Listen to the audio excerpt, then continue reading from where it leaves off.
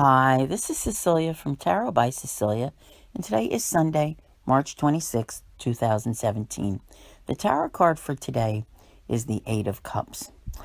Before we talk about the card, I want to remind everyone that today Mercury will enter shadow as it prepares to retrograde. I think depending upon who you are, how you're affected by Mercury retrograde, it's just a good idea to keep in mind, the rules associated with it as far as, the purchase of electronics and new cars and taking new jobs and all of those things. So, let's get all that wound up before, we get too close. And of course, always remember to make sure that your vehicle is well maintained. Now, what about our Eight of Cups? All right. We're doing this portion of our journey, this equinox to equinox thing, trying to see where we're headed. And I think the other equinox is that what's off in the distance in the card, okay? There is a portion of your life, not your entire life, but a portion of your life that at one time it was a good thing, okay? But it's really kind of just outlived its usefulness, it's successful, whatever, and it's time to move on. So this is kind of where you're at now. But having come to terms with it and a number of other things and just ready for that next part of the journey. And this card always shows that there's so much terrain to cover out there, like a whole new adventure awaits you. So this isn't a bad thing. A lot of times there was disappointment associated with what you're leaving behind, but it's okay. That's the whole point of it. It is okay. You have reached a point where now you are ready and you can say, that's it. I don't need to take any of this with me. There's so much more that's waiting for me that is yet to be discovered. Because this is a journey of discovery. And I hope that everyone begins to chronicle all of the adventures that they have between the two equinoxes, because it's going to be an amazing time. And, I have to tell you that with each passing day, what is being left behind becomes less significant, less in your thought patterns. You know how sometimes when, you don't know what to do about something and you need to move on, but you can't, those things keep haunting you.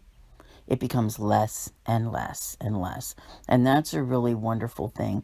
It doesn't mean that you're forgetting. I think that the lessons are there, the good memories can be retained, but all the baggage that's associated with it, it's not important to bring it. So you're going to reach a point in life where you can actually focus on the new things and not have all of those things that were haunting you crowding your thoughts. And I think most of you can acknowledge that in your life, how that's been going on, because you had the last couple of years with those Virgo Pisces eclipses. And it began with that, what was it, March 20th of 2015?